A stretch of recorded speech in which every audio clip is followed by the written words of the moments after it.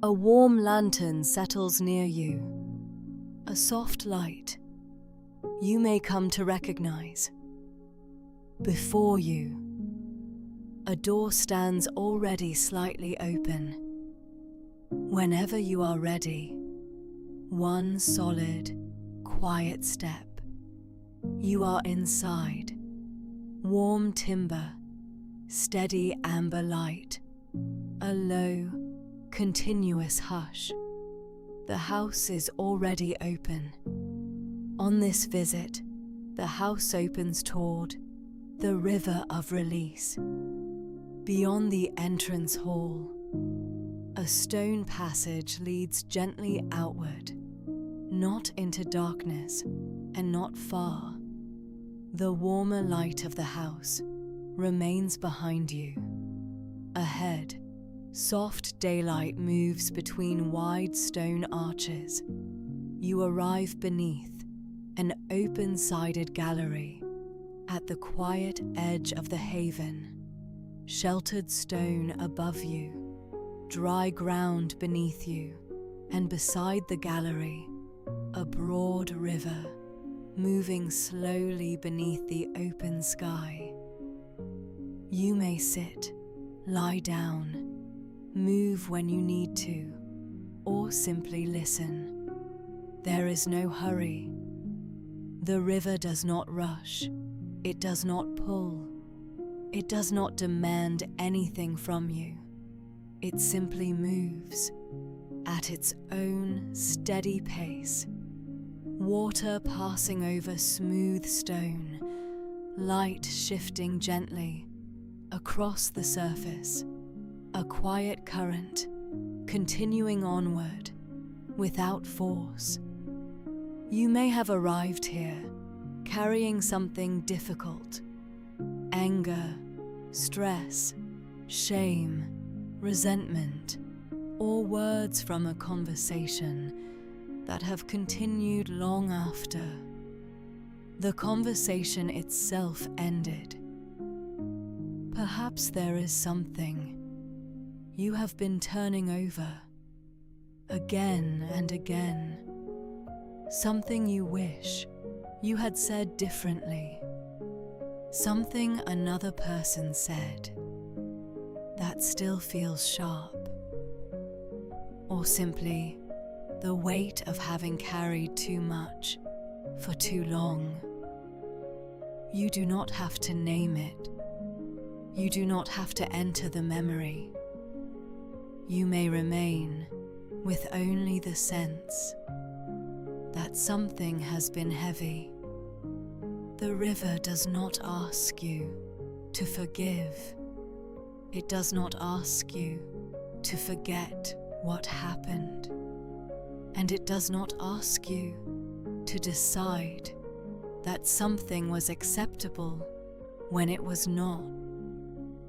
Release does not have to mean changing the truth. Sometimes it may only mean loosening the effort of holding that truth every moment.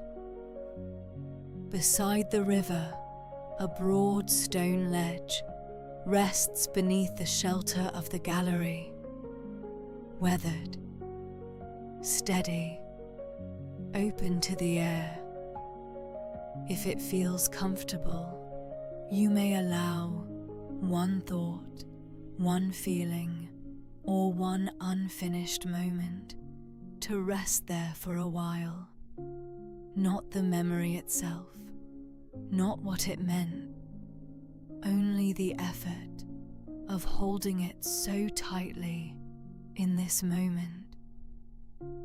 You do not have to place anything there. The river continues, whether you use the ledge or simply remain beside it. There is nothing to perform here. Perhaps the burden has felt as though it must be held tightly, or it will be forgotten, as though easing your grip might somehow mean what happened mattered less, but what happened remains true. The river simply offers movement beside what remains true. You can remember without gripping every detail. You can know what happened without holding the full weight in every moment. You can remain certain without remaining tense. The weight may have taken more than one shape. At times, it may feel like anger that once protected something, a boundary, a truth, a part of you that knew something was wrong. The river does not tell the anger to disappear. It gives the anger somewhere to move without having to burn through everything around it.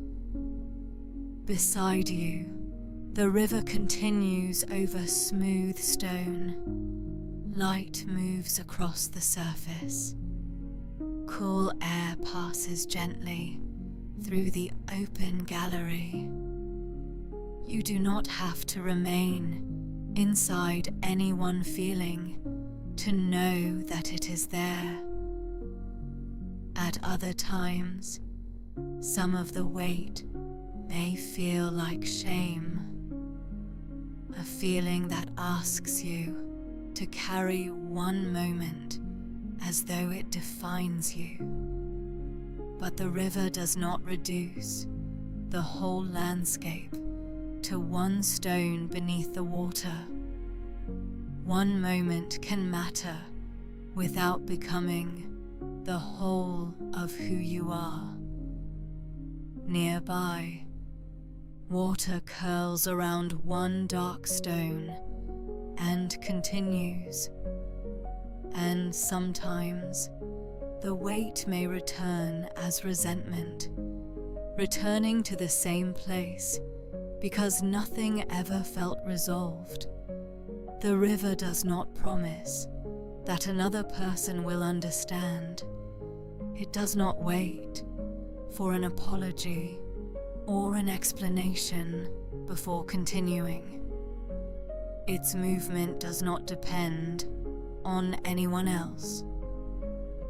And perhaps, for a little while, your own movement does not have to depend on them either. You may notice the sound of the water, low, steady, never demanding your attention, or the stone beneath you, or the open sky beyond the shelter of the gallery, or simply the voice you are hearing now. One simple anchor may be enough. The weight may still be present. The memory may still matter. The anger may still have something important to say, and yet you may not need to hold all of it with the same force in this moment. The river does not remove what matters to you. It only offers movement where everything has felt stuck. It carries no verdict. It chooses no side. It simply reminds you that loosening is not the same as losing. Perhaps the grip may soften by only a small amount. Perhaps not at all. Nothing has gone wrong. The river continues without measuring your progress. There is nothing to get right here. Water moving, stone remaining, open sky, a current that asks for nothing. You may remain here for another moment, beside whatever is still present, beside whatever has begun to loosen, with a clear image or only the sound of these words. The river does not require a dramatic release, A little less gripping may be enough. A little more movement may be enough. And even if nothing feels different, nothing has gone wrong. For a little while, you have rested beside movement without being asked to force your own. Whenever you are ready, the warmer light of the entrance hall comes gently back into view. The stone passage remains clear. The house remains open. You may return in your own time. Perhaps some sense of the river's movement can return with you, not as something you must maintain, only as a reminder that what matters does not have to be gripped every moment. There is no need to discard anything. There is no need to carry everything in the same way. The river remains available to whenever you need to return. Project Haven.